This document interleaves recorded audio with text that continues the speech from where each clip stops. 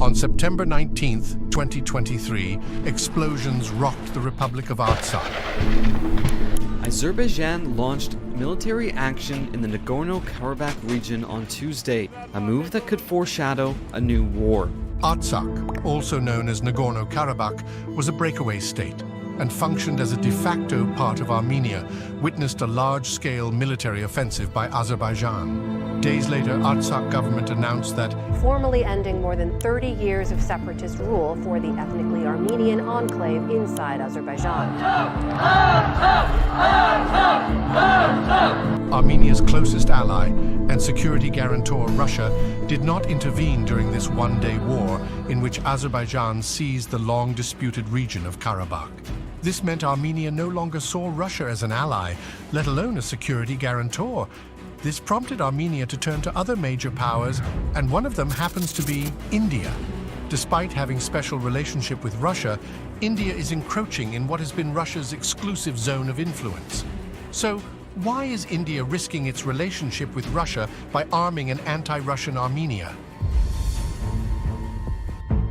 The South Caucasus, a region of diverse ethnic groups including Georgians, Armenian Christians, and Muslims of Azerbaijan, has long been a hotspot for disputes due to its historical ties with Armenian, Georgian, Persian, and Turkish empires. These disputes have territorial claims dating back 2,500 years. However, to understand the context of current geopolitical puzzle, we must go back at least 100 years.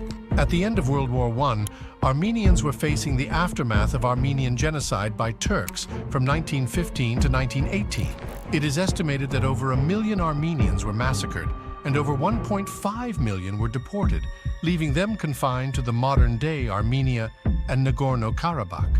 After the collapse of Russian Empire in 1917, both Armenia and Azerbaijan claimed the Karabakh region, leading to a small war in 1920, but it was intervened by Soviet Russia's 11th Red Army, integrating the area into Soviet Union by 1921. They established Nagorno-Karabakh, an area with a 94% Armenian population, as an autonomous region within the Azerbaijan Soviet Socialist Republic. The conflict was thus shelved for the next 70 years, but flared up again when the Soviet Union collapsed. In 1991, while Azerbaijan and Armenia became independent, Nagorno-Karabakh, backed by Armenia, established the Republic of Artsakh, leading to the First War of Nagorno-Karabakh with Azerbaijan. By the war's end, Armenians controlled about 9% of Azerbaijani territory outside the enclave. In 2020, Azerbaijan reclaimed lost territories and some parts of Artsakh in the Second Nagorno-Karabakh War. A subsequent large-scale offensive in 2023 brought the entire disputed area under Azerbaijani control, forcing tens of thousands of Armenians to seek refuge in Armenia. Armenia, a member of Collective Security Treaty Organization, a NATO-like military alliance with Russia and 5 others, held de facto control over Artsakh. While CSTO protocol obligates member nations to assist if a member is attacked, it doesn't apply to extraterritorial disputes like Nagorno-Karabakh, which wasn't officially part of Armenia. But Russia is a close ally and a security guarantor of Armenia, and yet Moscow failed to support them during the conflicts in 2020 and 2023. As a result, Armenia no longer views Russia as a trusted ally, let alone a security guarantor, and is actively seeking new alliances for its defense collaboration. After its crushing defeat in the Second Karabakh War, Armenia began procuring arms from India, including 4 Swathi weapon locating radars. After this, New Delhi agreed to supply Yerevan with anti-tank missiles, Pinaka multi-barrel rocket launchers, and other munitions worth $250 million. India's interests in the region are multifaceted, including its goal to counter Turkey for its support to Pakistan's fictitious claims on Jammu and Kashmir, which is an Indian territory.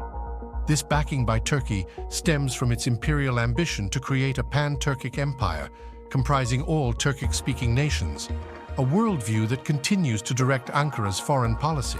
This was evident in 2020 when Azerbaijan, allegedly guided by Turkey, attacked Artsakh region.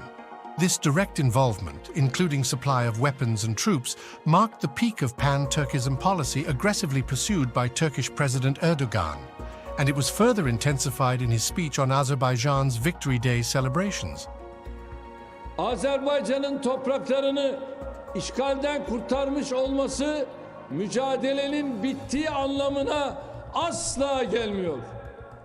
Bugüne kadar siyasi ve askeri alanda sürdürülen mücadele bundan sonra çok daha farklı cephelerde devam edecektir.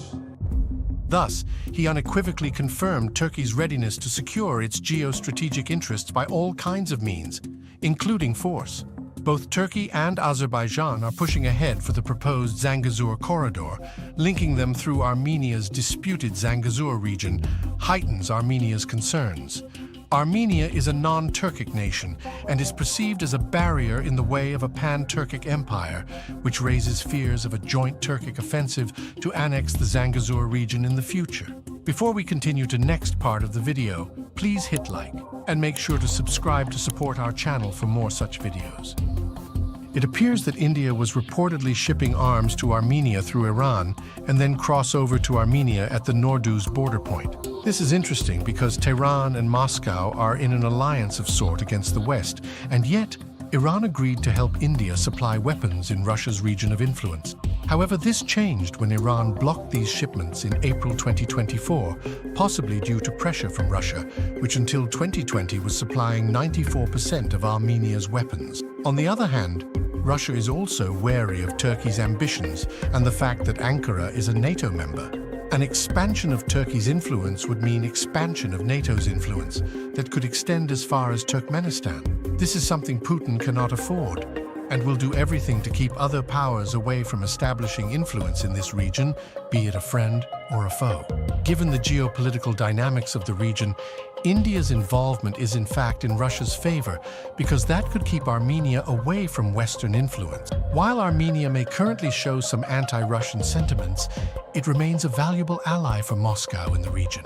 The Russians are not keen on letting Armenia shift its alliance towards the West and end up being another NATO proxy in the region. Iran's motive of helping India largely stems from Israel's backing of Azerbaijan, which supplied 70% of Azerbaijan's arsenal from 2016 to 2020, giving them an edge in the 2020 war against Armenia. And Israel's interest in the region is largely driven by a desire to counter their biggest adversary, Iran. The existence of a pro-Israeli Azerbaijan on Iran's northern border poses a security threat to the Iranian regime. This is compounded by the large Azeri population residing in western Iran. Fears exist that Israel and the US could exploit their influence over Azerbaijan to incite anti-Iranian activities among the Iranian Azeris. Hence, both Russia and Iran would prefer a strong and stable Armenia to safeguard their interests in the region. And for India, its recent military exports to Armenia openly aligns them on Yerevan's side, signaling India's willingness to abandon its non-aligned stance to safeguard its interests. It remains to be seen if this move by India will work in its favor or against it.